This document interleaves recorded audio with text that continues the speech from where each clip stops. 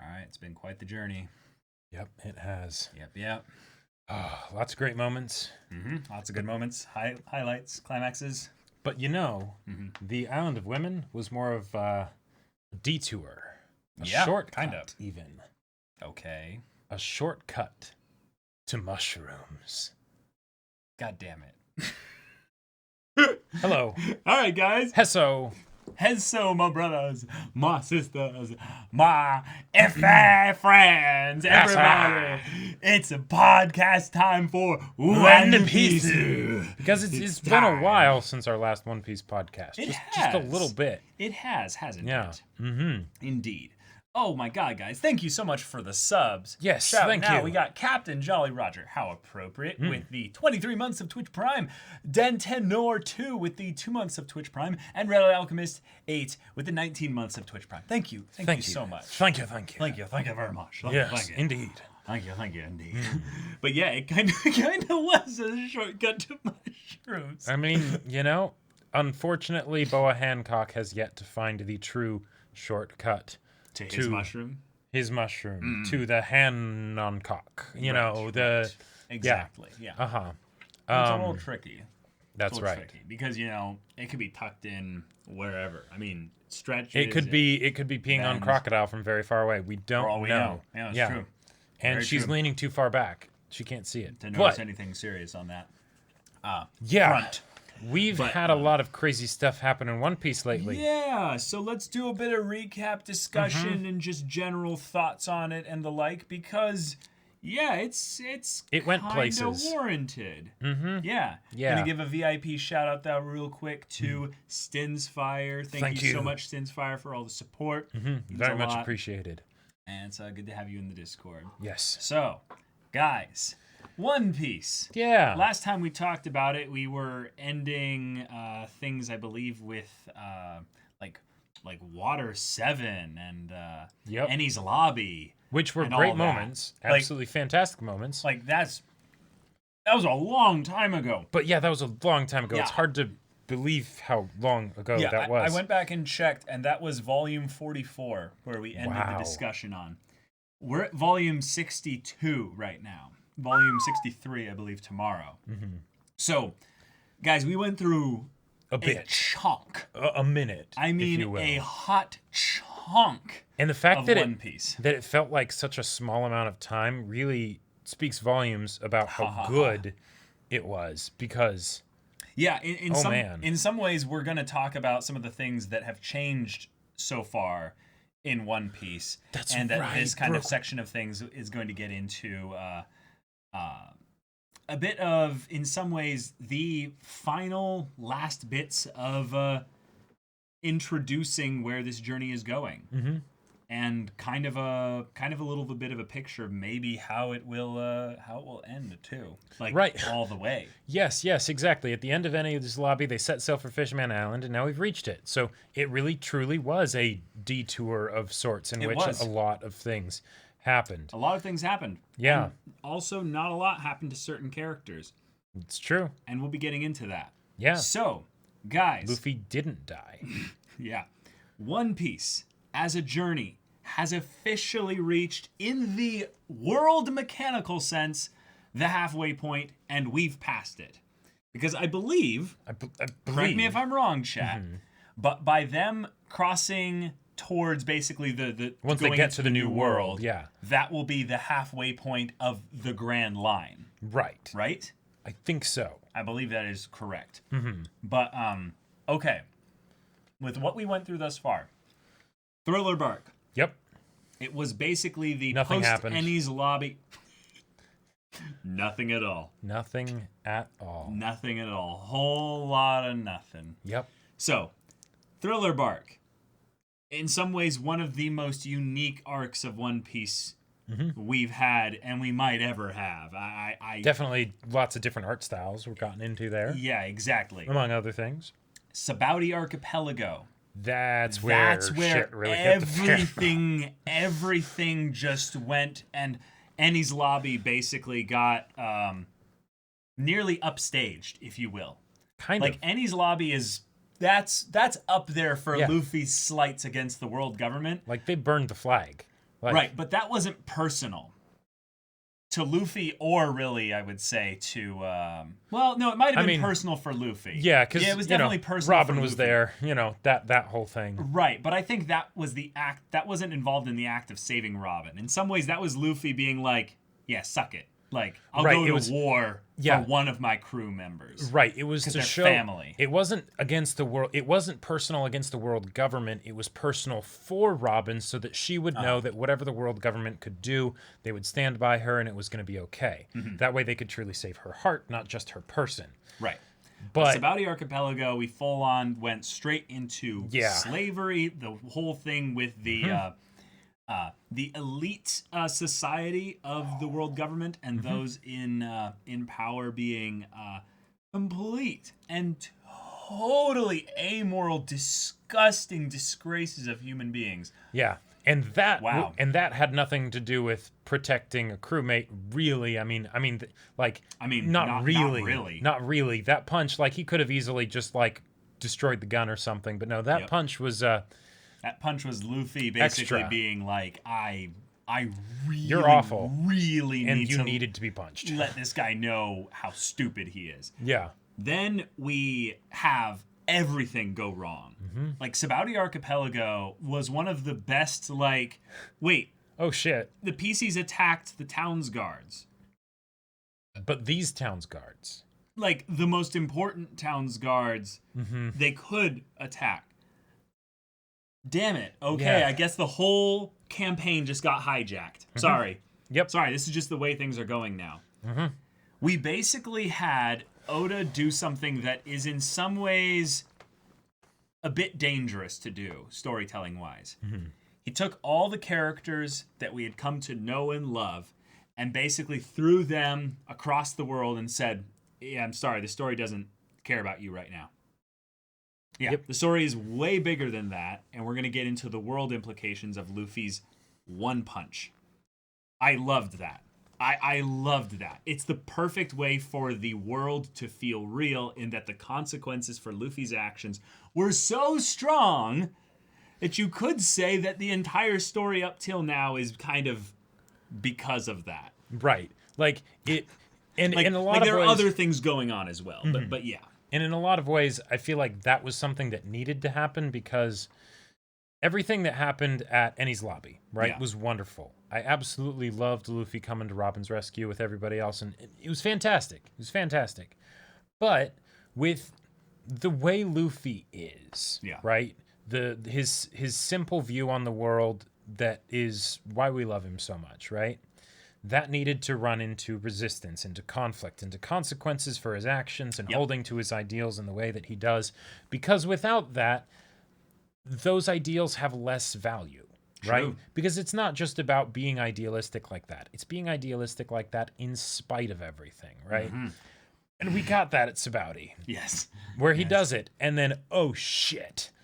People nearly get smacked down, right? In some ways. If not for Kuma... Yeah, if not for Kuma, they would have TPK'd. Yeah, that would have been a TPK right there. They all would have died. Yeah. Yep. Now he could have sent them into volcanoes. Right. Like, to be fair, we had our hockey wielding old grandpa. Rayleigh was awesome. Yeah. But Rayleigh did not save them. No. Like, he just kept one of their number occupied. Right. Aptly so, but it was one of those moments of, oh, okay, sorry, Luffy, I can't just wipe the slate clean on your mistake here. This is going to affect more people than just you. Right. And I think that this has been Luffy's arc as a whole, is that as he takes more and more responsibility for his crewmates, because he cares more and more about them over the course of time, you start to see that responsibility, meaning the response with regards to your ability is something that you have to think about. Yep. You have to take careful, measured steps with regards to how you respond with your ability. And I feel like it's kind of fitting that this podcast spans what it does, because with Thriller Bark, that was Gecko Moria's whole thing at the end. He's like, you don't realize... You don't realize what you're getting into. My crew, all of them, died. Yep. Same's gonna happen to you. Yeah, and they haven't even entered the new world yet. Right. Like all of you ganging up against just me, right? Right. But I wasn't enough to protect my crew. Yeah. What makes you think you are? Yeah. It's perfect. Turns out he because wasn't. It foreshadows the training time skip. It foreshadows Luffy failing his crew Yeah. at Sabaody. It foreshadows in some ways that Luffy will need to basically hone in on what his actual goal is with regards to his crew and how they can be protected from the things that his dream will sweep up within the wake of his desires. In some ways, after having recently been rewatching some of Berserk, it reminds me of a line that Griffith says, in that there are often times where thousands of lives are swept up in the wake of one man's dream. And you think about Luffy and what he is to the common folk of the world, they don't know his character. He's a hurricane, basically. He's a hurricane. That's a great way to say it. He's a spinning gamu gamu, you know, hurricane. Oh, yeah. And there is actual destruction left in his wake. It's not his fault necessarily all the time. Sure. A lot of it is, but I mean, the world government kind of does need a hurricane to go through it at specific places. Oh, it does. But can you imagine, someone pointed this out, but imagine if instead of, say, Kuma at Sabaody, it had been a Kainu. Hey, that's literally what chat was saying. Right, exactly. They would all be dead. I mean, we whole place. We have a lot of key moments in the story of One Piece that, you know, there's a little bit of luck involved, you know. A little bit of the DM being nice. Yeah. For specific things and stuff. They got comfortable with their interactions with Aokiji, you know. But no. Yep. No, you really should maybe think a bit more long term about the kind of stuff that you do. Right. And then I want to talk about the Island of Women. So, this whole section of the story is one that I feel like is a little bit tricky to get into, because I want to get into the idea of Luffy's agency as a character. He had his agency removed at the end of the Sabaody Archipelago arc in exchange for his safety. In some ways, it's basically the DM saying, I'm not going to kill you guys off. I'm going to have some specific ways in which you guys are going to get out of this okay. Right. And I got to be honest, it pulled me out of the story quite a bit. Just a bit. Right, not knowing the whole story behind Kuma, it's like, why the hell are they still alive? Yeah, there was. I would say there was very little setup prior to Sabaody and Thriller Bark. I would say specifically, and this is where Thriller Bark is very important in that Kuma does have some foreshadowing with regards to stuff. Yes, that which is good, but still, we had our character pulled out of the story, which he should have lost a lot more for his own safety, and then basically gets a comedy arc that is also a training arc in subtle kind of, kind of mixed in there. Yes, indeed. Kind of. A little bit. Yeah. Yeah. I think it's more just setting up hockey. Right. Yeah, exactly. Setting up that there will be a training arc in the future. Right, exactly. And then one of my favorite arcs so far in the show happens, and that's Impel Down. Okay. I really think that Oda dodged a bullet story-wise by having Luffy's next decision be one of the dumbest, most ridiculous, over-the-top Luffy decisions, but it was entirely his choice to go and free people from Impel Down. They're basically going to Impel Down. Yep. That whole bit with Impel Down basically flung him into Marineford. Yep. And separate from his crew, thankfully, because they totally would have died. Yes. I love Impel Down as an arc so much. So much. It's probably one of my favorite, unexpectedly loved arcs so far. I feel like Impel Down could very easily get overshadowed by Marineford for obvious reasons. Yes. But Impel Down was a real good one. And I'm not just saying that because of the memery with Buggy, even though I do love that. Right. Absolutely love it. Absolutely. But we got a lot of character introductions, and we again had the whole Luffy, you're not all powerful thing, reinforced with a run-in with a certain very poisonous diarrhea type guy.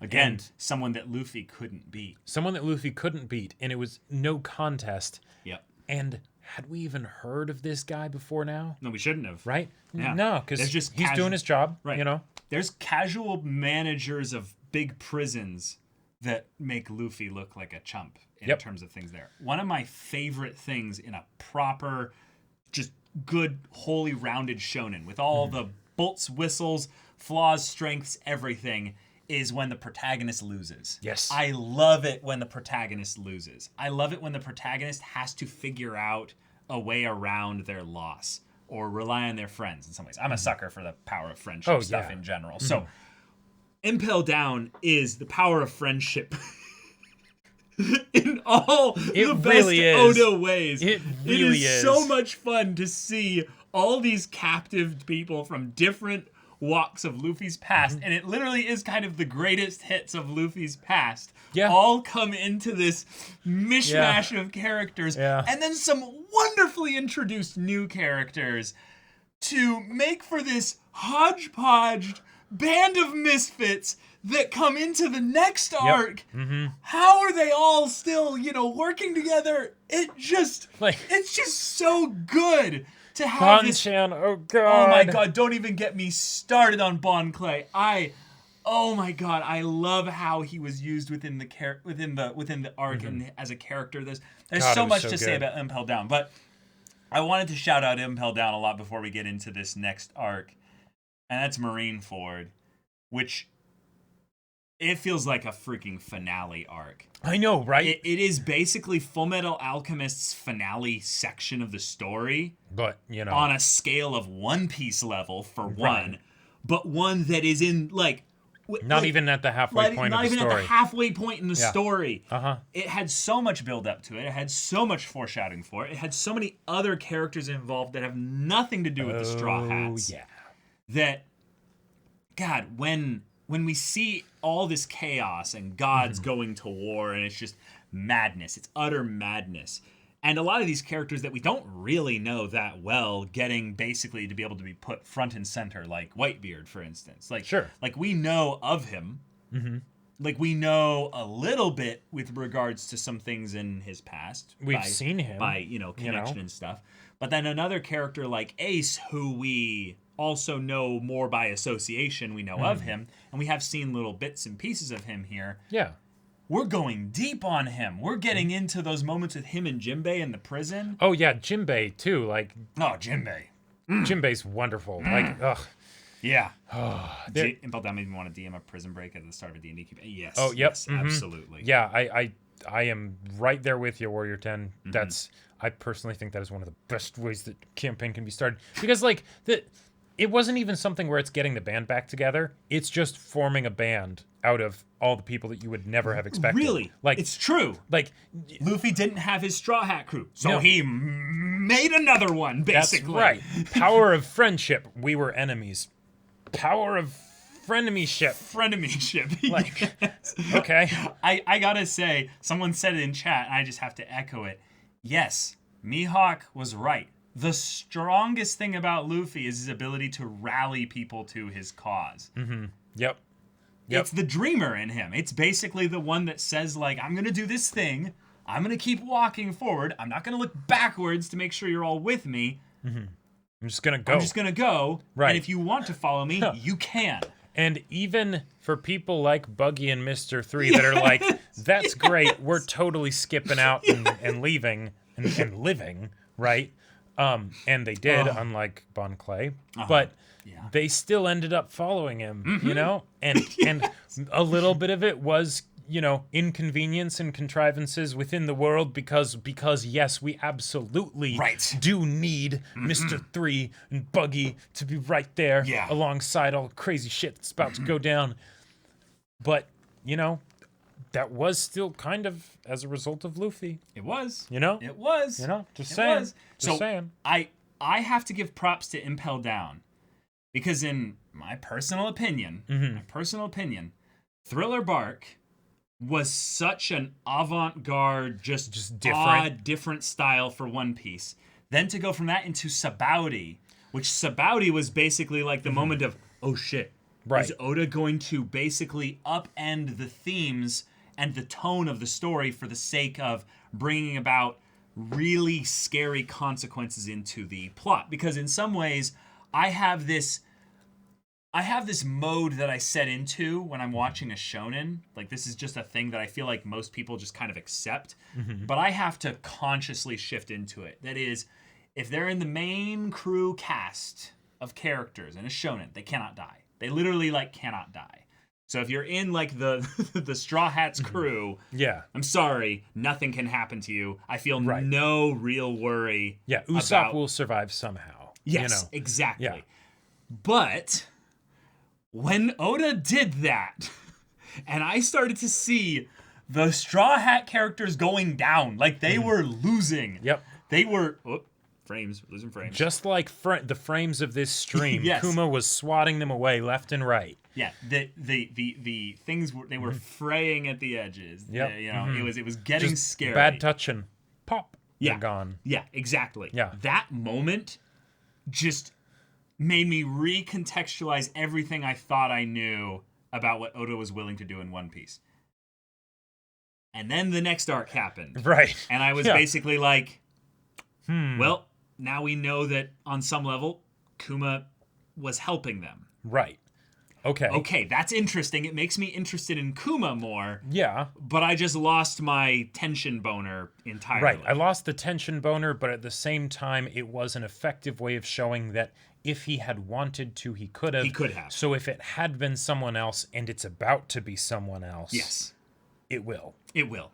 So And there are stronger people than Kuma by a long leagues shot. to make it an ocean joke.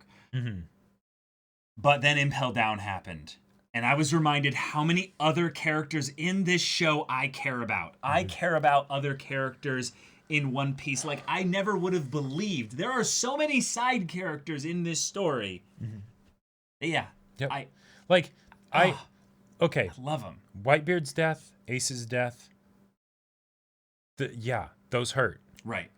But Bon Clay, man. Bon Clay. Bon Clay, that was dirty. That was so dirty. That was hit below the belt. So yes, absolutely below the belt. Like because Bon Clay, I feel like, was the true embodiment of the power of friendship in One Piece.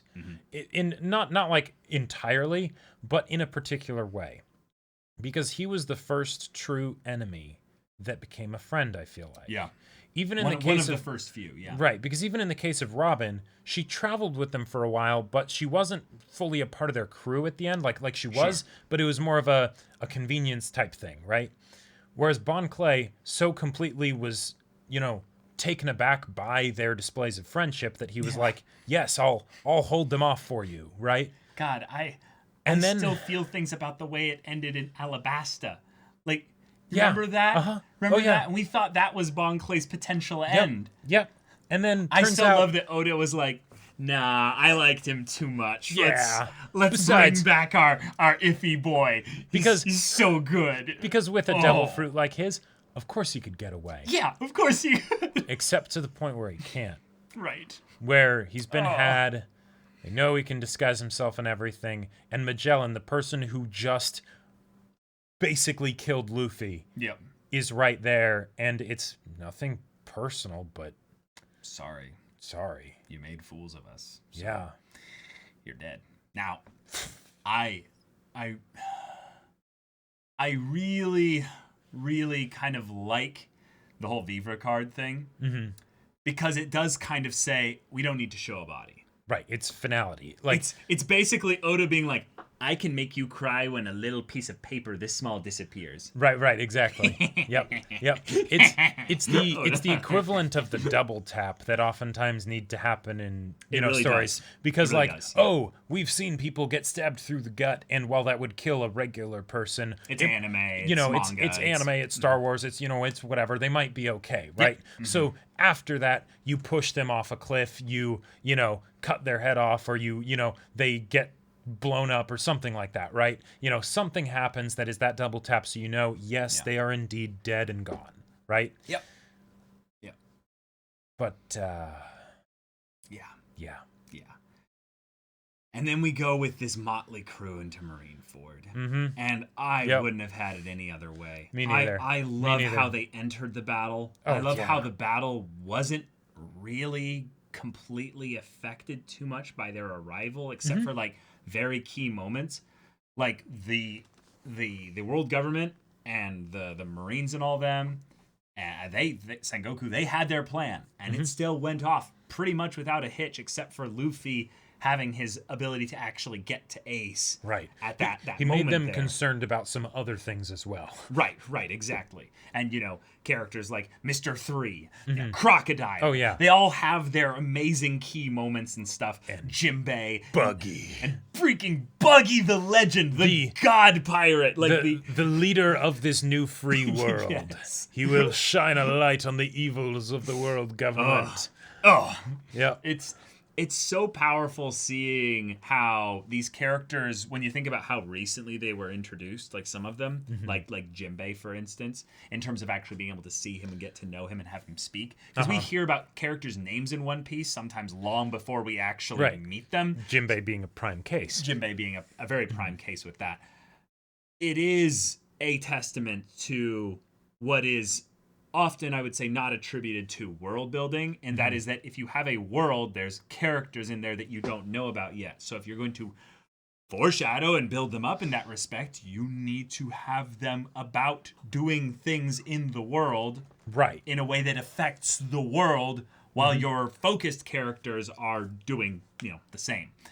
So I just loved how Marineford collided with all these characters being involved. I was surprised by how quick it was in a lot of Me ways. too. Yeah. Yeah. Like it felt like a battle, less than a war in a lot of ways. Right. I'm sure that it's also one of those like manga things where because we're reading it in volumes and the like, you know, things that could have been 3 episodes for a fight or something are like a few pages or, you know, however that would work. For sure. Right. Couple chapters. Yeah. Oh, man. Messiah, talking about Buggy. Yeah. Oh my god. Yeah, there were moments like Luffy's hockey, Crocodile stopping the execution, Mr. Three's key, and Buggy is more or less spoken for also Jimbei and Ivankov saving Luffy at the end. Yes. Yep. We basically covered those are the big moments, yeah. Well, But then Oda was like, whoa. We're not done here with the consequences side of things. mm-hmm. Yeah.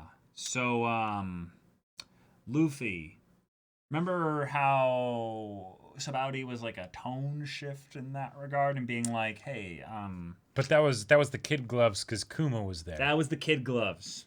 You thought that wasn't the kid gloves, but it was. I'm going full raw lava now. The gloves are off. Gloves And it's hot. are off. That's hot. Yeah. Oh, that's hot. And Yeah. and the thing that makes Ace's death so hurt so much for me Yeah. is because he was so worried about Pops.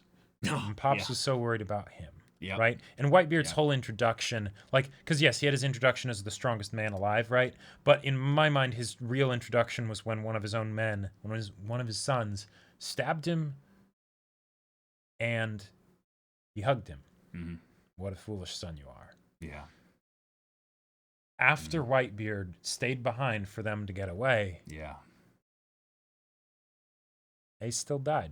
Yep. He wouldn't let Whitebeard be trash talked. And as a result of that, Whitebeard lost his son. In some ways, what it was Ace is basically a picture of, you know, Luffy in the future in some ways. If Luffy was to let himself be kind of corralled and controlled and kind of perturbed in that way via just his, you know, hot-headed spirit of emotion and will and all that, that could have been him. That could have been him, you know. Oh, Someone yeah. talks bad about Nami or Zoro Yep. or Usopp, and he's like, whoa, don't you talk shit. Yeah. Boom, dead. You got away with just a scar on your chest, Luffy. You got away really easily there. That was... The fact that Jimbei's still alive Yeah, the fact that...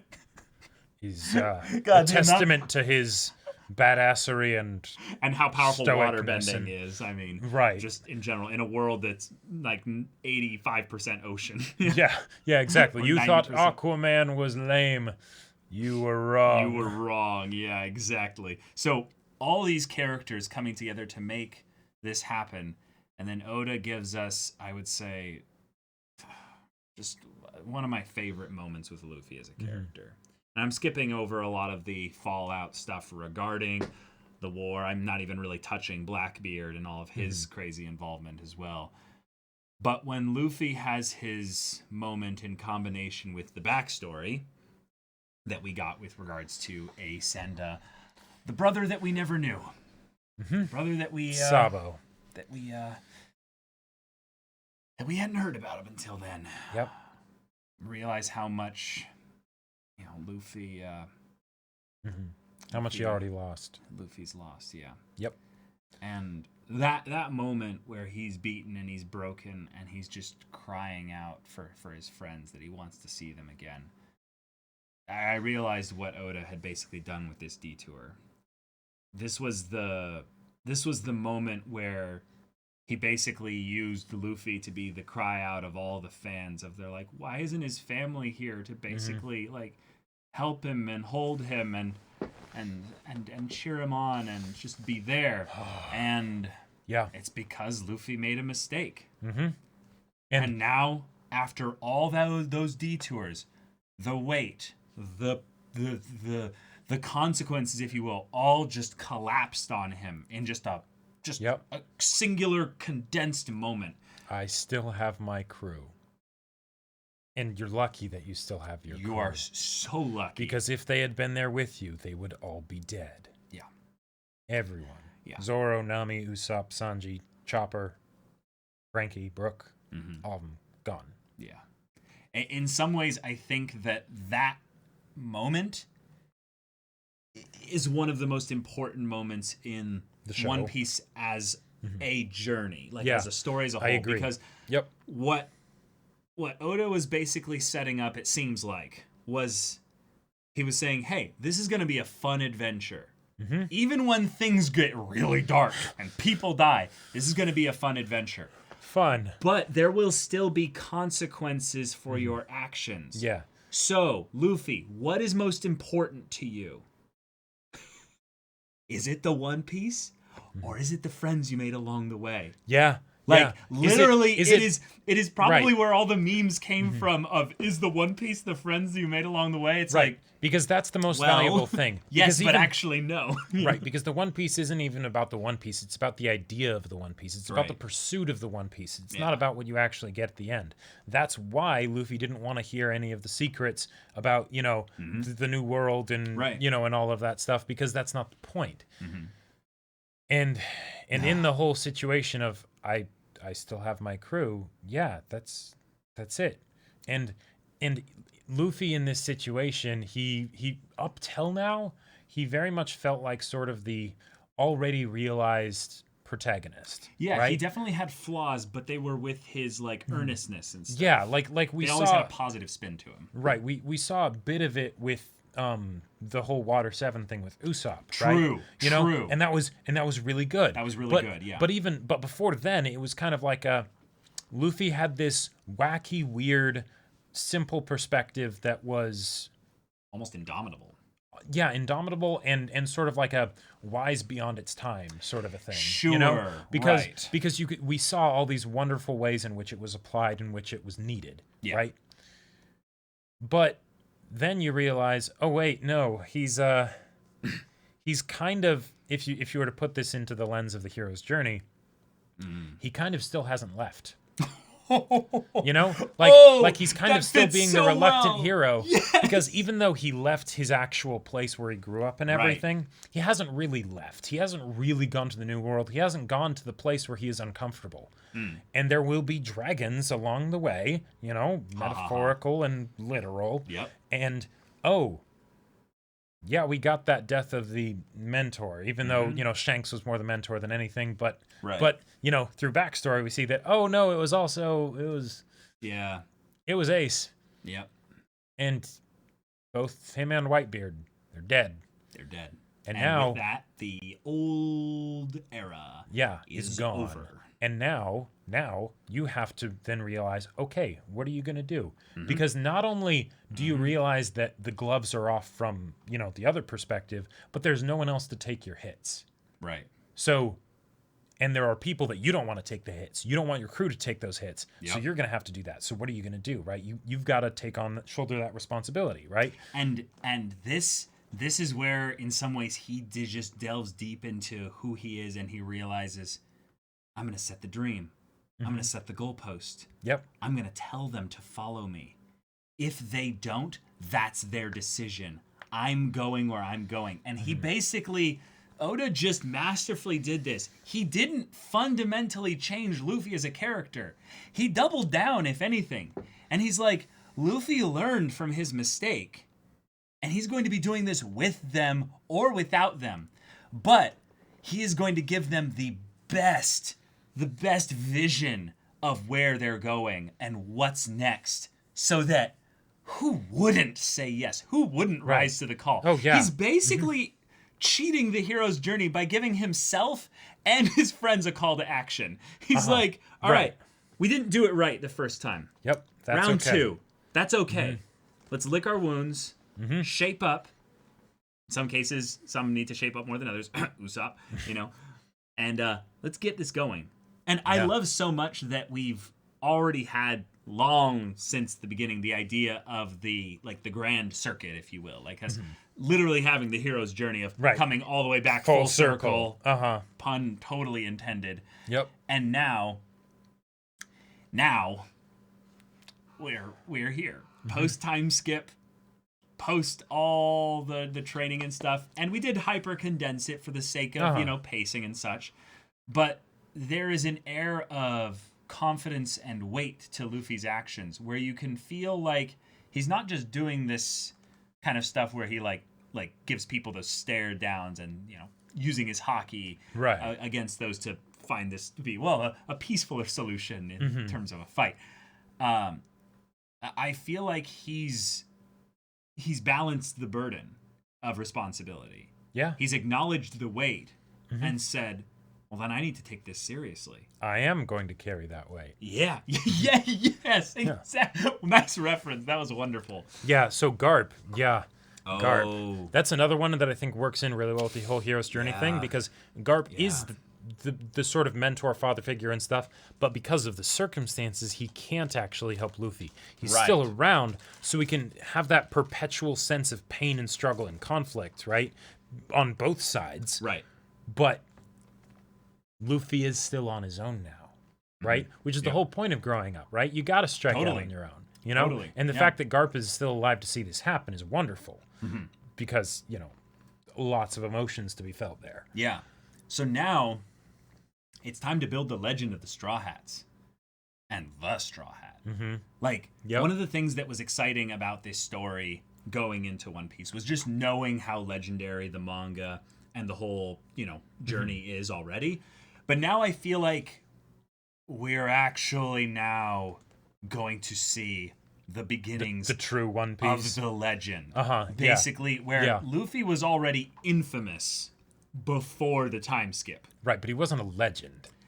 He wasn't really a legend yet. Yeah. And in some ways, I like that he's behind on things. The 2 years that they spent training and getting ready to head into the New World, all the other pirates that showed up at Sabaody, they've already gone on ahead. Yep. And it's such an Oda move. I'm just going to call it an Oda move from now on, where an Oda move, and this is Caleb's definition, is where he sets up something a long time ago that he capitulates on in a small way that makes you think, that was good setup, Oda. Yeah, that's good stuff.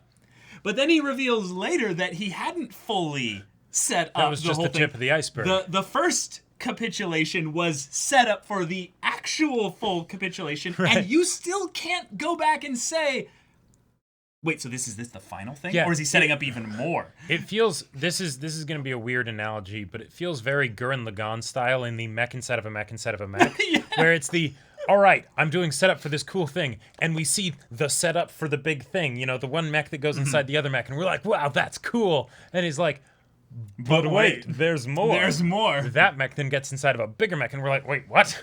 What? And then that one gets in the bigger mech. And there you go. You know, and Mario. Sorry, go ahead. But then that's how you can have things like, oh, One Piece is half over. Right? And that's not a problem. That's a good thing. Because it's like, no, there's no way it's half over. Mari, yes, I actually think that the fake Straw Hats were just an on-the-nose bit about how this is going to be about the legend of the Straw Hats in this new era. And this is the question that Jacob was like, we have to ask this question in the podcast because it's just a good question to ask. And I was like, oh my God, no, it's actually the perfect question. Like, this is the best question to ask. We're moving into a new era. Right. Whose era is this? Yeah. Because Blackbeard thinks it's his era. It's certainly not Whitebeard's anymore. It certainly can't be Whitebeard's anymore. Like, Brownbeard might try and do his thing, but that, that's not going to work. Like, There's no way of knowing at this point whose era it is. Yep. But what they've set up is that it's kind of the upstarts era. All these new pirates that came into the new world recently, and now we have Luffy and crew and company on their way to the new world. Yep. It's all their era. It's all those with dreams era. Buggy. Yes. Yeah. It's That's era. right. It's the era for people like Buggy. It's the era for those that basically have so much of a dream that it will carry them into the stupidly dangerous new world and whatever it entails. Oh, yeah. So, in some ways, Oda is again doubling down on what the story has always been about. But now he's kind of, in some ways, I actually want to bring this up as a little bit of a thing that might be I don't think it's a criticism, but I think it's something that it's interesting to think about in retrospect. There's been a lot of arcs in One Piece thus far that have followed a very specific structure. Sure. Like, you can start to see it Go as to the a arc new place concludes. and have some heartfelt journey there and then move on to the next place. Right, but in that bit, there's a contained group of characters that are built up and end up coming into conflict, and then lines divide as to who's on Luffy's side and who's not, and then Luffy and company beat the shit out of the ones they don't like, and at least one of those people on that side ends up becoming friends with the whether crew, like actually becoming a part of the crew, or becoming some ongoing character like Buggy or totally Bon Clay or Robin. But Marineford was different. Marineford was the buildup of all of those previous arcs, basically having them all like chopped down and having a divide drawn in the sand of like, no, these characters will not pass this line. Yeah. Their story ended, not completely necessarily, but a lot of it ended back there. Yep. So what goes on here, it feels like the V for Vendetta line at the end is like, and on this next, tomorrow is for different type of people. And right. Yes. Tomorrow is basically for those. Right. That next generation, that next step. And right. Who is that? Like, is Dragon going to take center stage? Like, he's been being built up for a while. There's all this stuff with the Revolutionary Army and things. Or is it this Big Mama, Emperor lady? I definitely want to see this Big Mama character. Right. Will it not be an era of any one crew or pirate or anything like that where it's, something where it's all still just set up for when Luffy maybe does eventually become the king of the pirates? Yeah. We don't know. In some ways, it's all a bunch of dreams, and we just have to wait and see. And I have been a little bit in a stint with regards to dreams. I said earlier that I've been rewatching some Berserk, and there's moments with very different kinds of dreams. Very different kinds of dreams in that show or manga. But I'm really excited to have the crew basically enter into the new world, and even calling it the new world just stirs the imagination as to being like, wait, are all the rules going to change? Are all the things about what we know going to have to be tossed aside a little bit? Is our understanding of the world, if you will, going to be old news? In before a bunch of the pirates start talking about Manifest Destiny or something. But whose era? Well, that's the question. Let's see. It's up in the air. Yeah. And now, like, looking at like what comes next in terms of like what we've got on the rise right now. It certainly at won't Fishman be Island. Hancock. Yes. Yeah, we're at Fishman Island. Things are getting getting a little bit antsy there. Yeah, a little dicey, you know, but there's another Yeah. situation where it's the, hey, Luffy, don't mess with this person. Mm-hmm.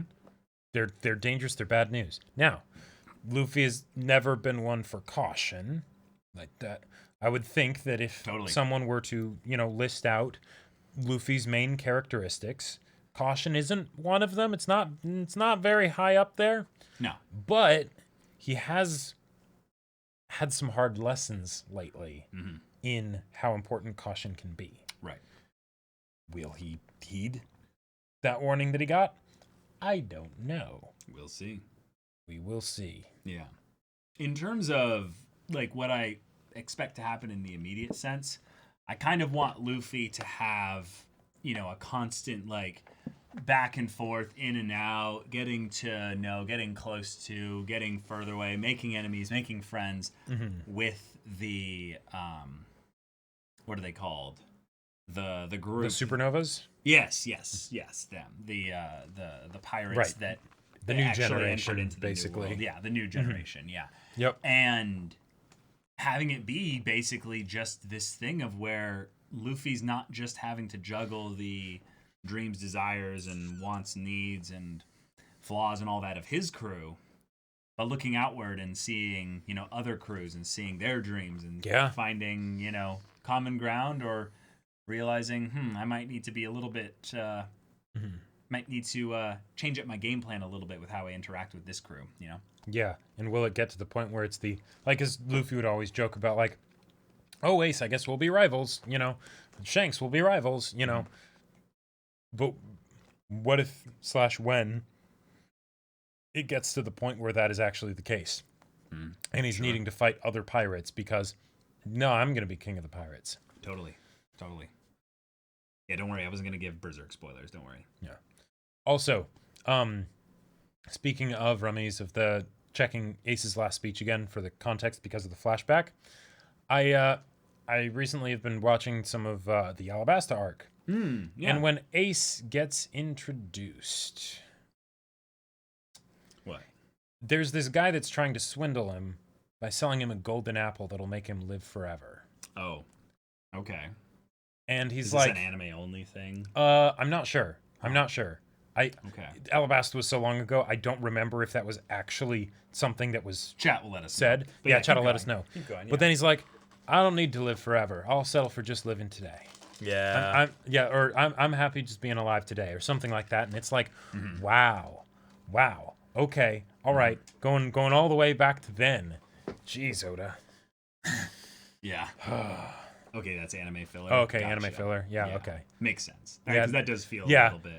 and in my mind though, that's the good anime filler, because then that's basically saying, given that we have all this stuff from before, let's throw in a little bit of extra, sort of foreshadowing, thematic stuff, because why not? Yeah. Take the apple, Ace. Yeah, well. Anime filler, but fun filler. Yeah, exactly. It's consistent with Right. his character. Totally. Yep. Okay. Yeah, I do feel like, if anything, actually, that's kind of nice to have, because Ace could have used a little bit more time before he was in the threat of dying kind of area. Yeah, Story-wise. that's one of the reasons why I'm really happy how they handled Impel Down, because Luffy cared about his brother, right? I didn't really care about his brother. We didn't get to know him as well. I cared about him because Luffy cared about him, but I didn't care Exactly. about him for me. It was that I cared about Luffy, right? It was that two levels of indirection, or level of indirection for care. Right. And with Impel Down, and seeing how Ace responded to this threat on his life, right? The idea that I think I'm gonna die. Yeah. This thing that I always kind of wondered, should I even be alive? And then I found my home, found the place where I belong, Yeah. but now it's being threatened. And am I worth fighting for? Yeah. I don't know if I want, Luffy or Whitebeard to come and try and save me, because that probably won't go well. So, yeah. Oh yeah, I'm not talking about moving the flashback earlier, said Crony. I'm talking about just having more screen time with him alive in general. yeah. Oh, we didn't have enough time. Yeah. Mm-hmm. There you go. Yeah. They're asking if you watched it in sub or dub. Dub. Okay. Gotcha. Also, watched G8. Oh. It was a lot of fun. It was a ton of fun. Sweet. No, we won't react ever to the One Piece anime. No. In general. Yeah. Filler arc doesn't matter. Just yeah. Yeah. Just wanted to watch it on my own time. Yeah. So Jacob, theories about where things going from here on out. Well, I feel like Big Mama is gonna be the next, like the immediate next thing that gets brought up, because I can't remember what her whole situation was with Fishman Island, but what was she there and they just didn't see her, or how did that go? But yeah. Oh, Condoriano. Oh yeah. Yep. Yes, definitely. All the jokes there. But I think Big Mama's probably gonna be next, but I feel like Dragon's gonna be coming in fairly soon, even if it's not like right just yet. I feel like that's maybe it's because sort of the some of the mentor figures, some of the close people in Luffy's life have been removed. I feel like Luffy meeting his dad and coming to understand where he came from would be kind of fitting, because he's now struck out on his own and he knows fully who he is. So if he meets someone that could have otherwise had a big influence on him that might not have been positive, I want Luffy to meet him. Yeah, that's true. Right, Fishman Island is under Big protection. Mama being the one who's the protector of Fishman Island, though, in my mind makes me think like she will get a message at the end of the arc, right, of after like, someone the chaos. messed with Fishman Island. Yeah, Luffy's done his number on Fishman Island, and right. maybe like, I really want Big Mama to be older, though. I really want her to be the Ancient of Days, like Kokoro, Big Mama, have her be like an actual giant. And just like, hey! Right. I'm Big Mama. Whitebeard drink grog out of a barrel. That's cute. Cute. I just get a tanker and just a whole boat whole ship filled with grog and yep. Oh yeah, I would love that. That would be amazing. By the way, it's Big Mum, not Big Mama. Okay. Oh, okay. I feel like that's basically the same thing. Yeah, but it's the same thing, and Big Mum, and also just no one in America calls. Yeah, Mum Mum. Mum does not exist in America. That is Big Mom. Okay. Okay, gotcha. Big Mom. All right, yeah, that makes sense. Okay. Yeah, Big Mama. I suppose I don't Big Mama care has one it is. As other long as it has connotations. The big, Yeah. But see, that's the thing. Mom is just talking about the progenitor aspect, there. Big Mama is like yeah. Big Mama makes me feel like she's like like she not only has the tub of of spirit to go with her step, but no one talks back to Big Mama. People talk back to Big Mom though. See, like yeah. Yes, that is a good point. Robin has been with Dragon for a couple years. So yeah, that'll be interesting. Large mother. Big mama.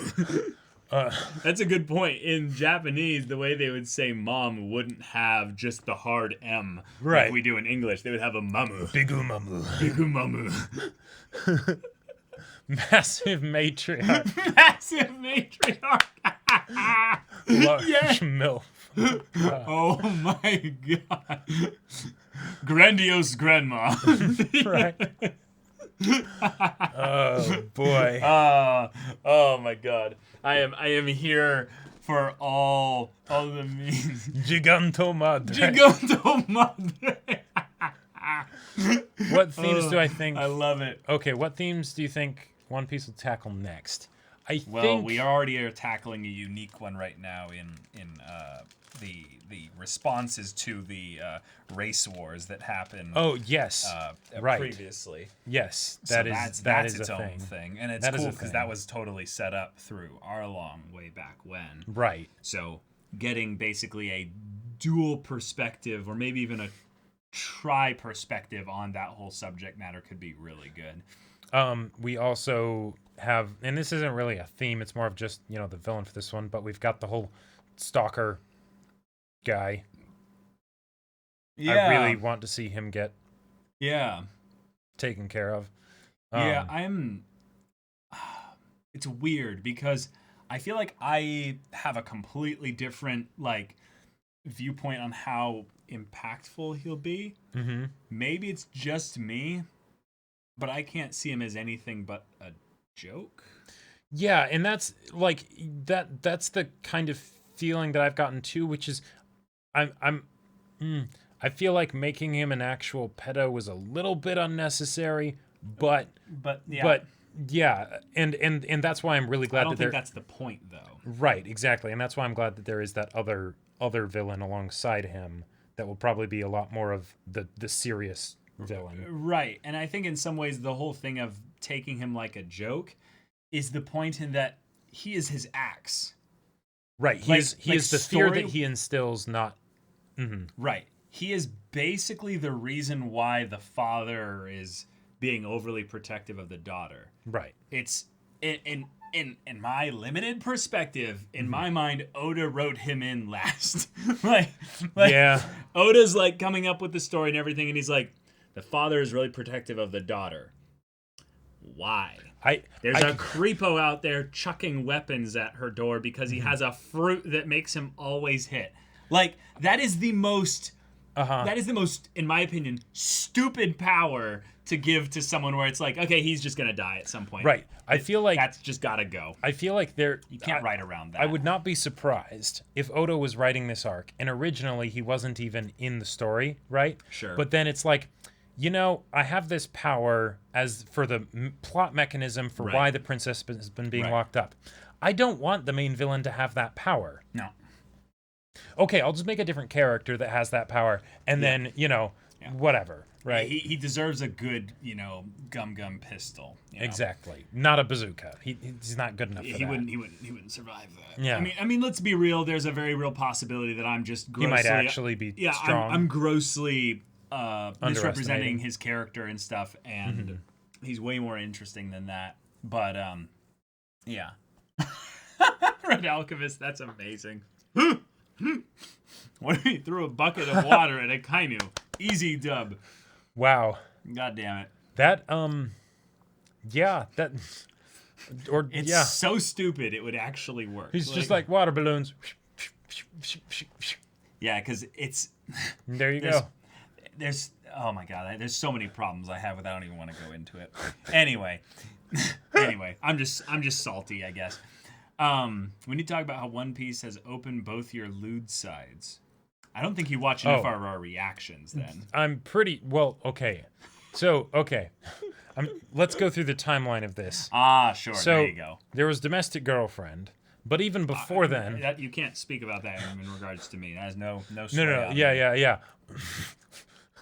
But yeah, no, it was very much a thing before One Piece. Yeah.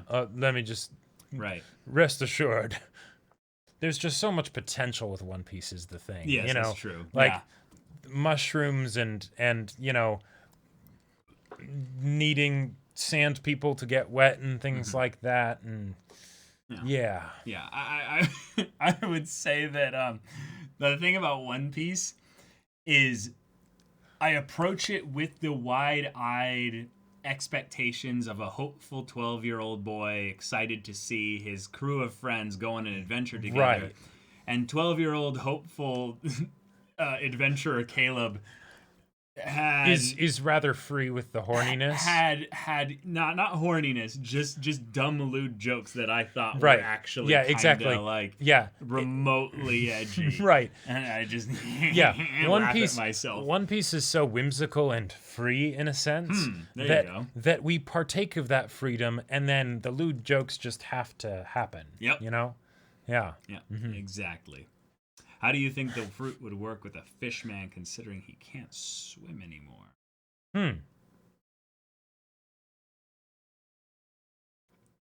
I don't know. That kind of does hurt my brain, though. Yeah, I don't. That is a ways. good question. Yeah. But One Piece is like 3% lewd, but for some reason you see 30% lewdness. Oh no, you're absolutely wrong. It's much more than that. Yeah, it's probably about 6% lewdness, and we're seeing about 30%. Oh no, I was saying that we see much more than 30%. right. There you go. To be fair, I really want Hancock to be happy, even though I don't want her to actually get with Luffy, because that's not that kind of show, right? No. It's not that kind of story. But like, I would rather, guys, clip this just in case it ends up being relevant, like in the future. I would rather have a sad death of Luffy at the end of the story than have Luffy get with someone in a relationship. Like, no, I'm like same. straight up. Same. Like, I think it would mean so much for Luffy to give his all for his friends at the very end and die. He's old and or even he becomes a pirate king and then it skips to him being old and still not wrinkly because he's made of rubber.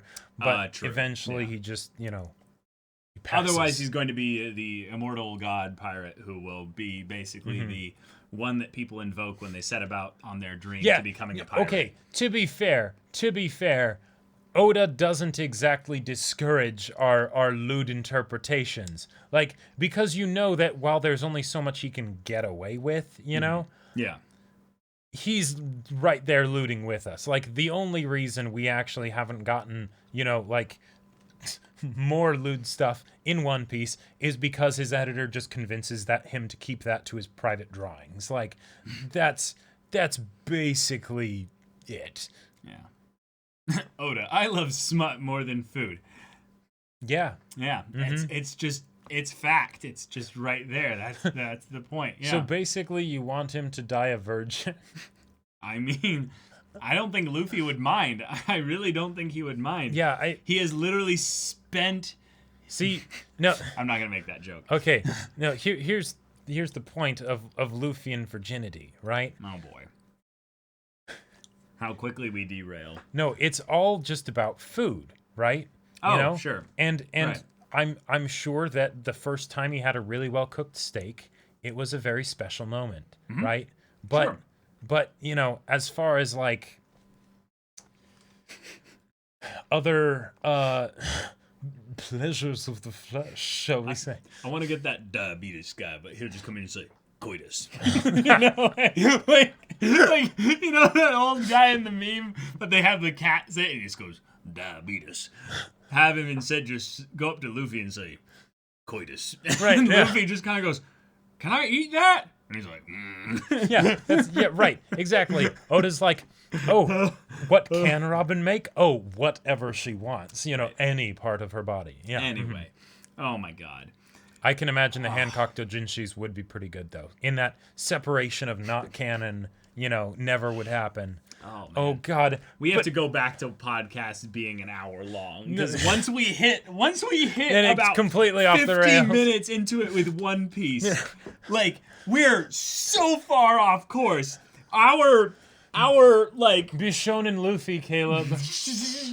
We got Shoujo Luffy with roses. we synced up our whatever thing to the wrong course at some point. We didn't recalculate our trajectory here, and now we're off in lewd land. Oh, man. Oh my god, yes, the lewd can go too far. Case in point right now. Exactly. Oh my god. Oh my goodness. But One Piece was originally called Romance Dawn. That counts as clickbait. Wow, that's funny. Yeah, given all the references to Luffy shortening his life, I've been expecting Luffy to die at like 50 at the latest since Impel Down. Yeah, that's a good point. Yep, very good point. So, Very good Hancock, point. you don't have much time. I don't see how you don't expect this coming. That's true. Yeah, that's true. Drizzt Gios with the 17 months of Twitch Prime. Thank you so much for the sub. Love your One Piece podcast. Keep it up. Hey, well, Thank you. I Yes, appreciate thank it. you. At the very least, we can joke and banter and have some good fun because we are invested in this story. Mm-hmm. If you think about kind of the dramatic lack of like Star Wars discussion in recent kind of stuff, it's, Well, it's the thing of where, the less invested you get in something, the less you kind of bring it up in just passing conversation and jokes and this was a dumb happy memes and place, stuff. Caleb. And I'm bringing it back to the happy place though, and that is that One Piece has hundreds of chapters left to go. Oh yeah. Hundreds Yeah. of chapters left. Uh-huh. I'm talking about for us. Talking about what we have to read. Oh, It's gotcha. like it's just an obvious statement, but it's just something just to think about in terms of Right. scale. And that Yep.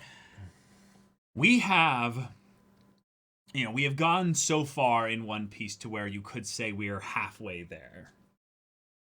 And yet, in terms of how much more there still is, hundreds and hundreds and hundreds of chapters. And I really, really think that in some ways, this is where they're going to delve really deep into just the Nakama of the crew. Okay. Building those bonds even tighter, you know? Yeah. Because it has been something of where their bonds have been tested and tried a bit because of separation. Zoro gets lost, and then, we have to deal with the fact that Hey. he's not reining in Luffy Hey, at points because, not anymore. he is, first mate. That is true. He's getting better. That is true. Zoro has gotten better. He trained, damn it. Mm-hmm. Like, watch, the actual training that he did for fighting with Mihawk Yep. was probably very little. Mihawk's just like, okay, so, sword fighting. You need to make sure your sword goes where you want it to go. And Totally. Zoro's like, I'm very good at that. He's like, yes, but you need to be in the place where you want to be. I'm going to teach you footwork. Ooh. I'm going to teach you, like, spatial awareness. And he's like, what is this spatial awareness? Awareness. Awareness? A war. A war is necessary. I'm good at Yes. warnessing. All right. Yeah. Zoro's like, And hell here we yeah. go. Yep, exactly. Let's get our warness on, and then like, yada yada does it. Oh my I'll get God. all the warnesses. Yeah. Oh my god. One Piece has 20 volumes left max. That's still an insanely huge Max? number. That's That's so crazy. no, but like no. What would you like to see in One Piece that has not happened yet? Well, we're gonna get into that basically. It's basically going back to the question of whose era is this, and if the New World. And this is the question here. Yo. Is the New World the next half of the Grand Line, or is it the next stage in the in the next stage in the second half of the Grand Line? Because I would like to see basically Luffy have to make alliances. Sure. I've been wanting this since like Alabasta. Like just once I got that hint of like political intrigue and stuff with Crocodile and all that, I'm like, ooh. I want to see the Straw Hat Pirates like have to maneuver, differing allegiances and motivations and all that, and But, then like- making these other characters like actually of import because they don't just get contained to an arc necessarily. Okay. We're all on the same journey. We're all going the same way, and it's like, well, hey, I'm gonna get there first. I'm going faster than you. Get over here. It's the whole thing of, well, you can have the flock of geese that are all going the same direction, and they take turns, shoring, bearing the brunt of the wind and stuff. But what if the geese decide to split formations and be like, hey, no, I want to be in the Right. back this time. You can deal Well, with the hard stuff. and There's a lot of cool things that they can do with that. Well, and that's one of the things that I'm curious about because Luffy's style is so straightforward. Even though he has learned, he's gotten some hard lessons, right? His style is still very straightforward. So when it gets to the point where he's leading people, will it be something where he will be leading them in the way that he has led them before, or will it be different? Because I feel like it's going to end up being sort of a middle ground, but that's something, even a middle ground between the two, is something so different than what we've seen of Luffy so far that I don't really know what that would end up looking like. You know? Yeah. You've read almost 2 full Berserks. Yeah, exactly. I mean, full Berserk, that's an oxymoron, but, That is true. Luffy understands alliances? that might be asking a bit too too much. Yeah, I get the people are feeling- laughing at the 20 volumes. That's way too few. Yeah, I was gonna say like that. There's no way. Right? Yeah, exactly. I'm pretty Oh my sure God. that Oda is going to like. Okay. This is actually something that I'm curious about. Oda is such a machine, right? Oh yeah. And he's been taking more breaks He lately. took and that stuff. break recently because he Yeah, got yeah, sick, exactly. I'm not sorry, grasses. How will it work as we get closer to the end of One Piece? Because the end of One Piece, that seems like something that just is antithetical, right? True. Like how will that even happen? Yeah. And yet, I have no doubt that Oda will do it. But like, time keeps turning. It's been a while since One Piece started. Like, if One Piece goes for another 20 years, like, I mean, geez, 20 years, no. Yeah. But, I don't know, yeah. It's crazy. In some ways, I think Oda should just, like, he should end it, not soon necessarily, but he should end it reasonably soon and then get into what he really wants to do, which is just write those spin-offs. Like, just go mad with the The spin-offs. extra, like, lore. Like, can you imagine how much just stuff Oda is just, like, Oh, he's got yeah. this, like, Yep. this cursed, like, storage facility. He's like, I where can he's only like, do so many cover stories. well, like, these are all the things that the editor rejected. And the editor's like, no, we said we wouldn't open that. It's been 12 years, Oda. And Oda's like, we can't show those in public, no. Oda's like, you can't stop me now. I'm going to create a new manga in the world of One Piece, but it's going to be an adult manga. What's that movie I'm thinking of where the person's like, no. And the guy's like, I'm don't know. trying to remember. It's like some cartoon or something. Okay, I legit would not be surprised if after One Piece, Oda just started drawing hentai.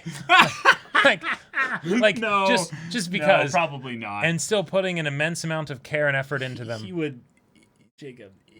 would already have drawn plenty of, lewd stuff in his Okay, own time. he publishes his... No, but that's the thing. He probably, in some ways, is smart enough business-wise to be like, I don't need to do that. I'm not interested in sharing this, necessarily. This is just for me. This is just for me, so why publish it?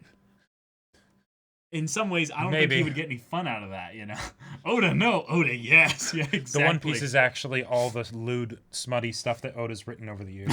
Just the editor locked it up and buried Right, it somewhere. that's what I was saying. All the Yeah. cursed stuff in the... Cursed. No, it's actually cursed. That's the thing. Like, we've seen some of his doodles where he's like, I just went off the deep end and doodled this stuff. And you're just like, okay, it looks good, but what the hell is that? And you almost imagine Oda being like, yeah, I drank like 2 shots of alcohol that day. And it's like... Oh, man. yeah, this is my smut. Exactly. Oh my god. Yeah, you can totally see Oda using a pen name. Yeah, that's more like it. Oda would publish it, but Ado. you'd never know it was him. Ado. Much ado about nothing. Yep, exactly. Who's this ado? Oda's like, they'll never figure it out. Karu, the supersonic hentai artist. Yeah. Hey, we're going lewd again. Back serious. Predictions here. The One Piece is just the One Piece swimsuit. All right.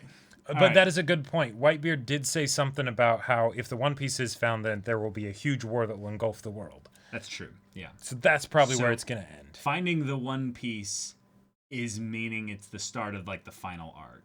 Probably, Or the final yeah. 2 arcs, maybe. Because then you have a post-arc for the recap of the arc and the show as a whole. The series as a whole. But yeah. Oh, man. Ochiro Edo. Not Oda. Echi Oda. Oh my god, Psychronia, that message is so true. D theories. Okay, let's get into D theories here. All right. So, I think that what happened... I'm gonna say it. Okay. I'm gonna say it. Like, All right. time travel. Okay, Oh, God. so paths. I've been really much enjoying Ever since Attack on Titan. The thing is, guys, is that there are a lot of things that makes Oda. I almost said Oda. Oh, What? Oh, Oh my god, no. It's basically that Luffy is a reincarnation of sorts. He carries on the spirit of Goldie Roger. If But I don't- cross the Grand Line, can we finally be free? No. But the thing is that in this world, you already have the whole thing about the journey being a circle. The Okay. whole thing is about basically coming back to where you start. All these squares form a circle. All these squares form a circle. So, what I'm saying here, guys, is that if Oda wants to basically say, you know why I'm the god of setups? It's not because of all these things with the characters and stuff we've said along. It's that I gave you the ending of the story in the very beginning because as an author, as a creator, that is one of the most, like, big dick things to do. Luffy And- uses the One Piece to go back in time. He and becomes hence- Gold D. Roger. No, that's the thing. No. I'm being very vague as to what the specifics would be. Okay. But the D is big dick energy. Because from the dick of Roger came Luffy. That is my It was Ace.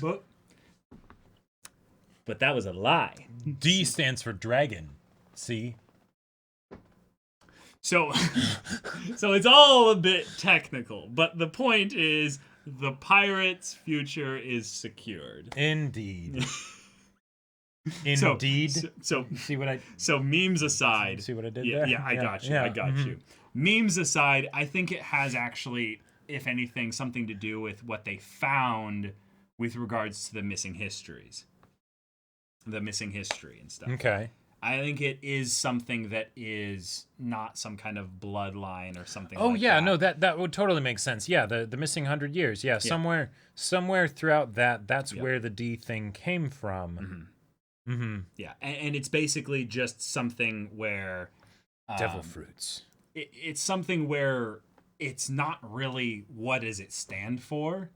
It's just a marker. It's basically like the icon, like the flag of the All right. individual pirate, just to say this is someone that like carries a dream, for instance. Sure. This is someone that is going Is- to change the world. Born from, a descendant of. Right. Oh, wait. Yeah. What if D was descendant? Yeah, totally. No, like straight no, up. I'm with you. I think that is the time travel theory. No. The missing 100 years. Well, right, but who's to say that's doesn't involve time travel? Oh boy. I'm telling you, man. Okay. If the past is so important, If it does, it's because the Usopp present. invented it with a magnet dial. but see, then we're just hard meming. I want to soft meme a little bit. I really do think that there is going to be something that loops the past into the present. And it's either going to be just vague communication. I think it'll be more of a symbolic thing where Yeah, it's the yeah. next generation that That's will the feel easy similar answer. to the past. Yes, I agree. Yeah. Mm, But I feel like the D thing is going to be disappointing for the general fan who invested probably way too much time theorizing about it. Because as a relatively newcomer into the whole One Piece story and stuff like that, I don't really care too much about the D. Or, sorry, I didn't care as much about the D stuff early on. Like, even midway kind of through stuff like Water 7 and things like that. It was like, ooh, that's cool. But it was kind of like the numbers in Lost. It was like, oh, I saw them again. mhm. And then when you find out what it means, you're like, yeah, I guess that's the only thing that actually fits.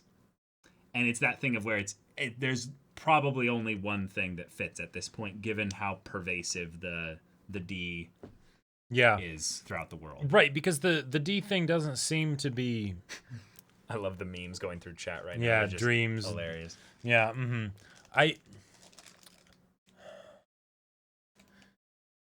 All the people that have the D in their name seem fairly separated. Some of them seem connected, but a lot of them seem pretty separated. And that makes me wonder how much of it is something like what the actual connection is, because I would love it if it was Descendant, right? I would love it if it was something like that. I think that's a great Because yeah. because it's something that has been established since very early on, right?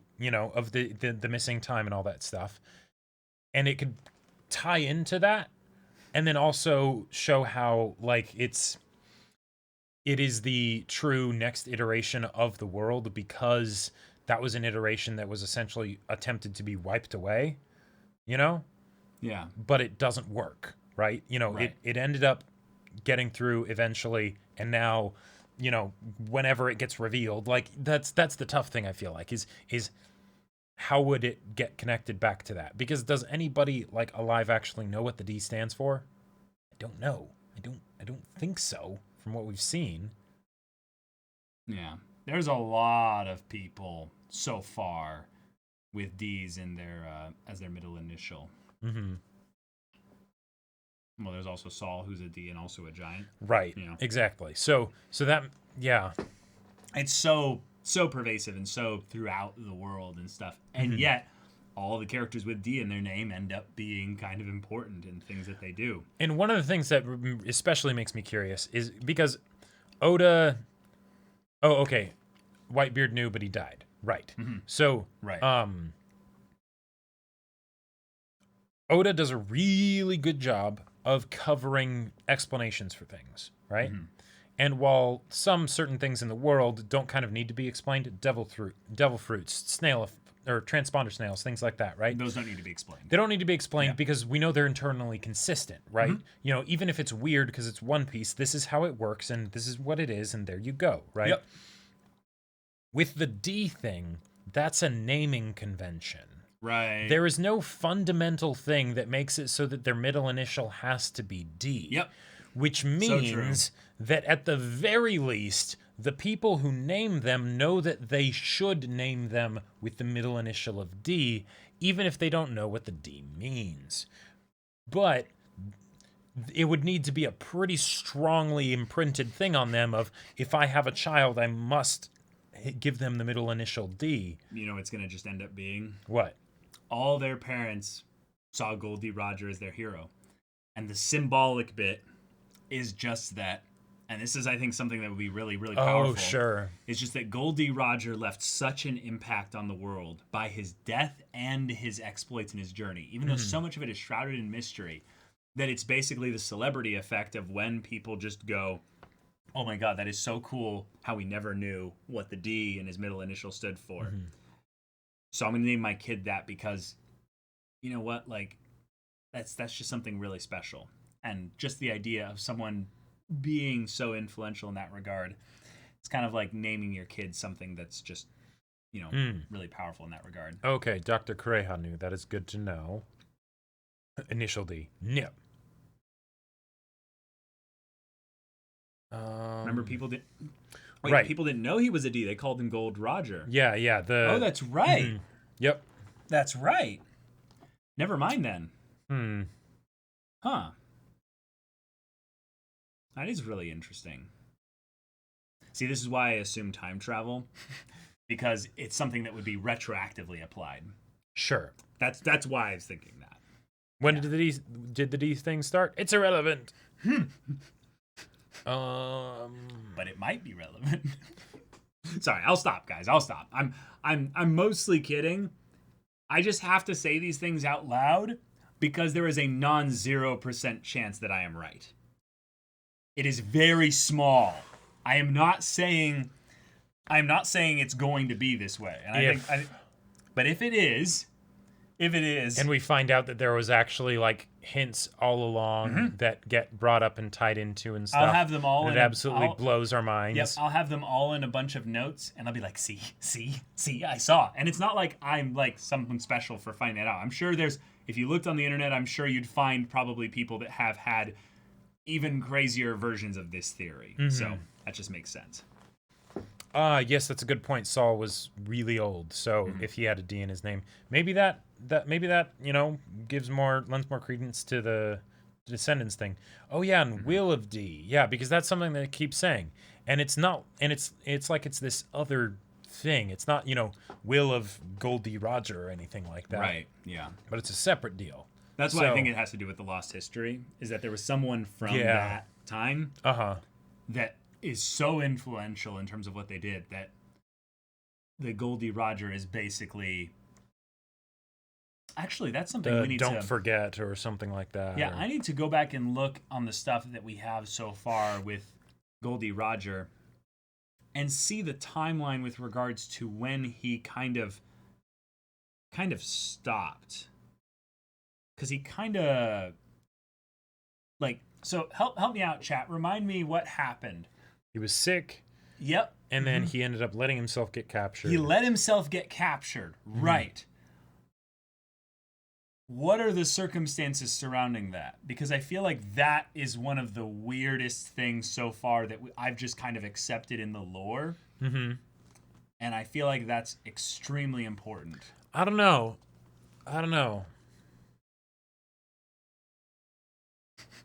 Huh. I can't keep making these references to Attack on Titan. People here haven't seen the show.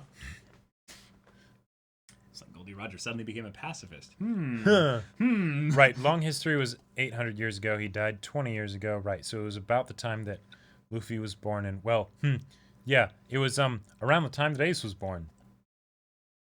Not long before, but yeah. Yeah. Mm-hmm. But Ace is gone. 22 years now. Okay, right, because 2-year time skip. Yes. Right, but I was meaning what was happening before that. It's one of those things of where when you set up a thing in a narrative, you don't look at the effects of it.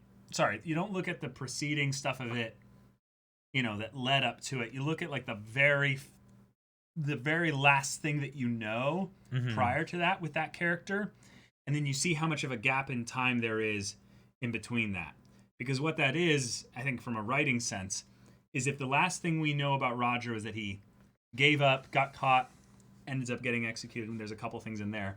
But then the next thing we know about him from before that is a huge gap of time in his life, means that there's a story in there that hasn't been told yet. He conquered the Grand Line, basically. He was the better than Whitebeard. Right, but how much time was there from when he conquered the Grand Line to when he let himself get caught? Oh, I think there was a little bit of time, because he ended up, because he disbanded his crew before then, so that way he was the only one who got caught.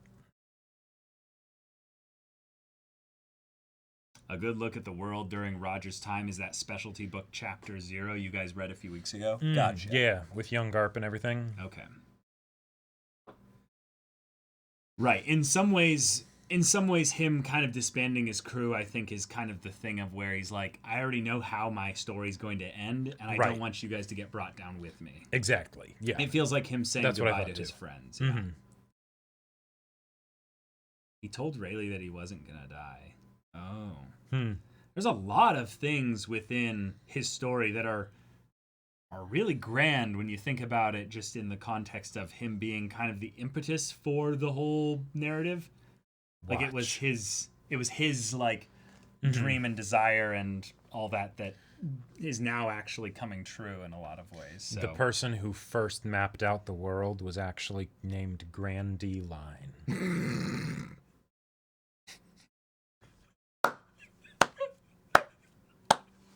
Oh my god. You know what's funny? I legitimately could see that happening. That is so good. And it's so, like, unnecessary, and yet it doesn't matter if it is or it isn't. And Oda would just do that to be like, that's amazing, right? Wouldn't that be funny? Like, that... that just feels wonderful. Yes, that's a good point. Whitebeard said that Teach wasn't the one he was/is waiting for. Yeah. Cool. Rayleigh proposed that he may have intentionally started the Golden Age of Pirates, basically caught on purpose and light a fire in them. Again, guys. Yeah. It's almost like he knew, right? Like he had foreknowledge that he shouldn't have had or something. I don't know, guys. I really have to curb myself, curb my own expectations with regards to these kinds of things, because whenever and this is just a bad habit of mine. Anytime I get into a story too much, I end start up getting giving into it the shoulds? no, not shoulds. I get Oh. it too much into the world then. Ah. And then I start picking apart the world and seeing where they can insert some of my favorite dumb plot devices, which time travel is one of them. Wait, guys. World government. Okay, that It's one, everywhere. That one was just It's bad. everywhere. I'm gonna ask you to give that a whirl elsewhere. Oda's like, write that down. Yes. I love the Grand Eli one though, because it makes me think Gran Torino. You know, Right. Uh-huh. Like it feels pretty strong. Puppy D teach. Yes, that is true. Yes. Mm-hmm. Yeah. He did it with his brother, Re-D Line. Yeah. Oh my god. World government. Let's make a show of power and execute Gold Roger to suppress pirate activity. Roger, I'm about to do a pro gamer move. Yep. That is basically what happened. Yeah. Kuma situation. I love it. Oh, yeah. I am very excited to get into more of the whole situation with Dr. Vegapunk, especially since Frankie's whole escapade there. Yeah. It seems like it's a lot more complex than I originally thought of it being like, oh, okay, evil genius makes machines of big bad terror. Mm-hmm. All right, this is how it's going to go. But the idea that Kuma has a story there, I'm curious, and he knows Ivankov, so Yeah, he had a was basically past. he was basically someone that joined up with the Revolutionary Army. right. Yeah. So from there, how it connects to Dr. Vegapunk, I'm curious. Like, I really want them at some point to go to Dr. Vegapunk's island, like for real, not just Frankie destroying the place or whatever, or something where they meet him, because I feel like there's a lot of story there, but I don't know what it would be yet. But I like that it's there. Yeah. Yeah. Listen, don't pirate button shame our Frankie. Yes. Don't worry. I think it's cool that One Piece started 20 plus years ago. It gives Oda this strong Roger energy. Wow. Sure. Yeah. Sure, there you go. Oh yeah, that's a good point. Right now where we're at is about the same amount of time since One Piece started, since Goldie Roger died in In the story. the story. That's kind of cool, yeah. Speaking of theories about the Revolutionary Army. Well, in some ways, I question why it's not called the Revolutionary Navy, but you know, like I guess Details. they don't have a lot of ships to their name. That's my theory so far. The ships are all tied up with the Straw Hats. But it could also be one of the genius aspects of the Revolutionary Army hidden in plain sight. And that's that the Revolutionary Army has no standing banner or flag. No, sorry, I Sure. know they do. I know they do. They have to have one, and I'm pretty Right. sure we've seen something that could be alluding to that. But it's the idea that the Revolutionary Army could be everywhere. Yep. And that's the point. Is that Yeah, cell-based organization. yeah, exactly. So it keeps things, it keeps them from being ever utterly destroyed because they don't fully engage into all-out direct naval war. There's also a ship is a single point of failure if you're a Devil Fruit user, which essentially most important characters are probably going to end up being Devil Fruit users in the next stage of the story. Really, Psychronia? Did Oda mention that we'll have Vegapunk explain things soon, as in during Skypiea? He said that? Is that true? Wait, what? If that's true, that is ridiculous. But I could That's totally funny. see Oda doing something like that.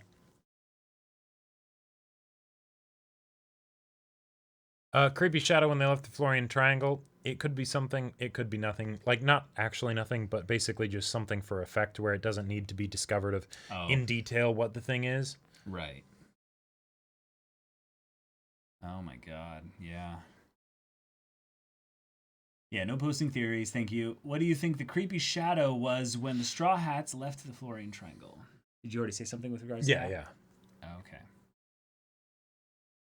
Considering the 3 spots of the Warlords are empty now, with Blackbeard and Jinbei leaving and Moria being let go, what type of characters do you think might fill their places? That's a good So, question. In terms of the Warlords, I feel like new characters in general would be good. I feel like it would be only relevant to bring them in when the warlords need to be assembled. Yeah. I feel like at this stage though we might see a little bit of a I don't know, fewer of the warlords in the initial sense. It would be nice to maybe have one or two of them get some focus, but I think seeing a bunch of them, at least in the near future, would feel a little weird, given that I don't think the world government has necessarily a reason to call everyone in again. You know, even though it was 2 years ago when the big battle happened. Right, and when Crocodile was taken out, I feel like it's something where the new warlords, they're going to be badass. Yeah. But they're not. It's not going to be as big of a deal as Blackbeard coming in and becoming a warlord, right. because Blackbeard was one where it was like, okay, it had been previously established. Whitebeard had been established, so this Blackbeard guy must be pretty, big news, because there's sort of that contrast thing going on there. But also now, because the Straw Hats are much more competent, warlords won't be much of an issue, I don't think. It's like, oh, okay, there's warlords. We got to take them seriously, but we don't have to be scared of them. It's not going to be all right, let's have the entire band of Straw Hats all gang up together to hopefully take down this one warlord, right? If anything, the Straw Hats as a crew are now, stronger than a warlord. Right, general. like Luffy, if he wasn't against the world government, would be the runner-up for the next warlord. Yeah. Like if Luffy was the kind of person that they could buy off and just say, hey, join us, we'll make you legitimate. Right. They would absolutely be trying to do that right now. Totally. Sengoku stepping down. I love it. I'm really curious to see what Kizaru. Sorry. Aokiji. My bad. The one person of the three that would actually make a semi-decent... Be good for the job. Yeah. Fleet Admiral? Yeah. Right. I'm curious because he's a pretty chill guy, but like it'll be a different way of doing things. And Sengoku was always a very sort of like level-headed, reserved kind of guy, even though he didn't shy away from his duties by any means. I'm curious, and I'm curious what Sengoku will do now. Like, will he just exit the stage as a character, or will he still hang around as like the retired badass that sometimes comes in to fight? Yeah, I think retiring is more in his line of things. But I could see it being a thing where he and Garp have maybe a reunion at some point that lends to them having to dust off their exactly outfits and yeah. All right, we got to suit up and get this stuff going. Yeah. Also, One Piece is one of those stories, Jacob, that no matter how it ends, it's gonna end in a way that's going to make Avengers Assemble look tiny. Yeah, I know. And that's the part that's kind of the biggest deal, is that Oda's probably scared of having to write that or draw that, if anything. I think he's scarce-sighted. Sure, there you go. Because he's such a big fan of One Piece. Like Oda really is like the biggest fan. So, yeah. Well, when you think about it, Luffy hasn't been able to take out a warlord without any help. He needed to exploit Crocodile's weakness. He needed to be buffed by inhaling shadows from Moria. That's why I was saying the Straw Hats as a whole, not just Luffy. I think Luffy, Zoro, and Sanji could take out together pretty much any of the warlords thus far. Although, let's face it, that's basically all of the combat capabilities of the Straw Hats. I mean, that's kind of Robin shitting and Brook are pretty good, and Frankie isn't too shabby. Frankie's pretty good. If anything, I think Brook is outclassed by Robin in a little bit of ways there. But and then you get to Nami and Usopp actually getting some stronger abilities and stuff as well in that regard. Yes, that's right. Training new Marines. I would love to see that, like as like an SBS or something like that. Even though Kobe has already gone through training as a Marine, if he hadn't, or if there was some new Kobe equivalent or whatever, and they go through and it's like Garp or Sengoku there, being all drill sergeant. Oh God, yes, that would be wonderful. Wow, chapter 1000 by December or January. Jeez. Oh my god. Yes, Sanji would never be able to take out Boa. Not in a That million is true. years. That is true. That is a great point. But if for any reason Zoro and Luffy had to face Boa, they wouldn't. No, see, Sanji would help because he would get petrified, and then he would become a club for Luffy or Zoro. Yeah. So on like the final things for the podcast, as far as thinking about this being like the next stage of the story, or the second half, or the new world, and all that entails, I think looking back at what we've got over the last few or half dozen or so arcs prior to this, it's kind of a reminder of how much One Piece can go through an upheaval and still give us exactly what we want in the next arc. And it's really tricky to do, but I think that this is, again, I keep finding things to praise One Piece for, but specifically Oda for, and well, of course the editors are involved in this writing process as well, is that somehow by keeping a lot of the arcs and the locations into basically these islands, he solved a lot of the problems of leaving characters behind. Yes. And having it feel like you still went somewhere and it meant something and it will continue to mean something going forward. And so a lot of these recent arcs, Oda basically just said to heck with the patterns, the flow, and the usual way of doing things. I'm gonna do a mid-series finale, you know? I'm gonna do a freaking like random little comedy arcs with crazy art styles and stuff. And the idea that like, because okay, in pretty much any other series, I would think Marineford, you jumped the shark, nothing will ever come close to that again. It's all downhill from here, you know, right? And that was too awesome. You won't be able to repeat that. On the other hand, I'm not worried about that with One Piece. Yeah. I am not. Oda is enough of a crazy mad lad, and that he'll do it. Right. Yeah, He'll definitely top it. Like I feel like the whole thing of wow, that was the best part of One Piece. Right. Has been me this entire journey. Like, oh, that was the new best part. Oh yeah, that was the new best part. This is the best thing we've gotten yet. Oh nope, wait. That was the best part. Right. You know, like, and that's a pretty good feeling. That's a pretty good state to be in. You peaked, Oda. No, not you, Oda. You're fine. Yeah. Also, let's be real. Oh, yeah. Any kind of talk about, you know, Luffy, Zoro, Sanji versus Boa, it's completely useless because all that would need to happen is for Zoro and Sanji to excuse themselves, and Luffy would be able to beat Boa by himself just fine. Could you... If you know what I mean. If you could ask Oda a question, what would it be? Do you want to go on a trip with me? Yeah, you want to join a D&D campaign? Right. You know, right. like player or DM, I don't care. Right. You know? Like I would want to hang out with him for a little bit. Yeah. My question wouldn't be a simple question about the universe. It'd be like, hey, you want to like go grab like, you know, ramen somewhere? And then like snort it out our noses or something. Yeah, like, go like travel to like New Zealand or something like that. Yeah. Like yeah, that would be legit. Yeah. And then just kind of poke him with things to make him just start talking, you know. That would be pretty cool. Yeah. Oh yeah, Oda in a D&D campaign. I've thought about this stuff. Yep. Yeah. No, Boa would not be interested at all in beating Luffy. Like, she would melt so hard. Yeah. That. Yeah, Sanji would at the very least rush Boa.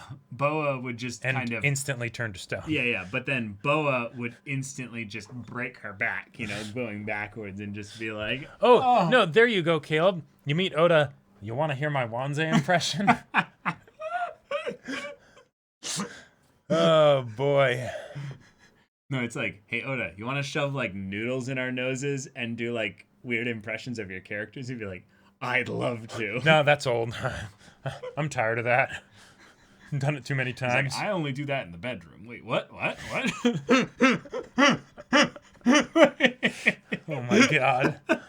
Oh my god. And we're back to the lewd stuff. Yep. On the Caleb's Oda Can't Make Me Cry ends up crying in the next 5 volumes. Yes, it's true. Yeah. In the next 5 volumes, for the next 5 volumes. Right. What are you talking about? Oda, when you're done with One Piece, will you DM for my group? Oh my god. Imagine Oda doing a D&D stream. Like, where he's like, that would just be all sorts of ridiculous. Yeah.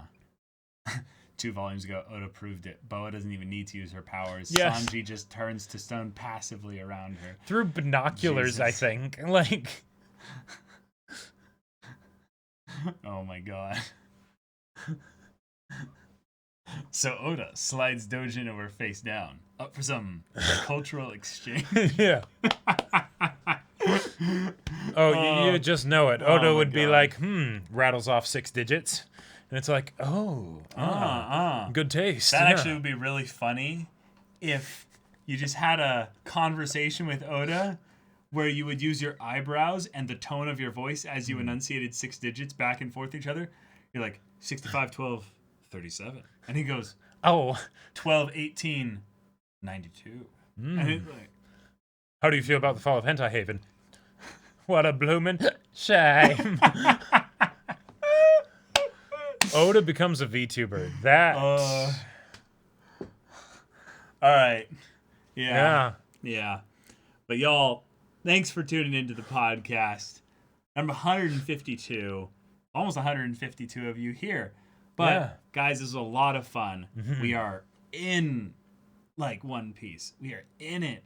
And we've got so much more to go. Yep. And I But we're just can't getting wait for that. We're getting to the end of what's out. Yeah. So tune in tomorrow for our next volume's reading of One Piece. One Piece. One Piece. Loot And Piece. then yes, that's true.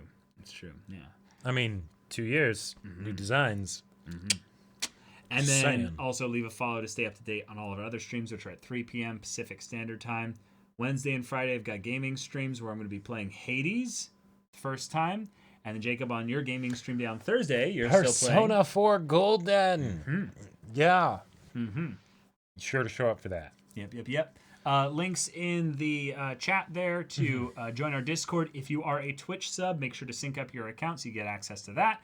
There's lots of discussion, stuff in there, playing games and all that. And then check out our VOD channel, exclamation VOD, if you want to check up, on VODs that, have since been deleted from Twitch because Twitch only keeps them around for 2 months.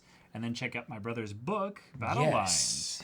It's got lots of stuff in there, characters, maybe some Power of Friendship. Who knows? Check it out. It's on Amazon. It's got a Nakama crew. It definitely has a Nakama crew. Yep. Yeah, And they cause all kinds of trouble. yeah. Hades, are we about to simp? Maybe. That is. I mean, I did play all the Supergiant games, and I'll is there just something say, you'd like to tell me, Kate? No, I'll just say Pyre had the best mom of I do appreciate. moms. I do appreciate good moms So and stories. I'm very interested in meeting some wonderful characters in that regard. I see. That sounds pretty good. But yeah, until next time, y'all, we're Semblance of Sanity. I'm Caleb. I'm Jacob. Take care. Bye. All right. Oh. Hey Pooh. Under the seat. So you're going to be starting Hades. That is going to be yeah. interesting. Hades has too many daddies to simp. Oh my god. Am I going to need to play this game? Well, so here's what it is, Jacob. It's a rogue light. Right. So lots of iterations to get progress. But it's also a top-down, isometric RPG action game with Okay. also voice-acted, Oh, that stuff does... at the wazoo and Okay. lore story and stuff. That does sound pretty good. Sounds pretty good. in the whole thing of best moms and stuff, because before, when I was younger, I wanted the best moms to raise me. But now as time goes on, I kind of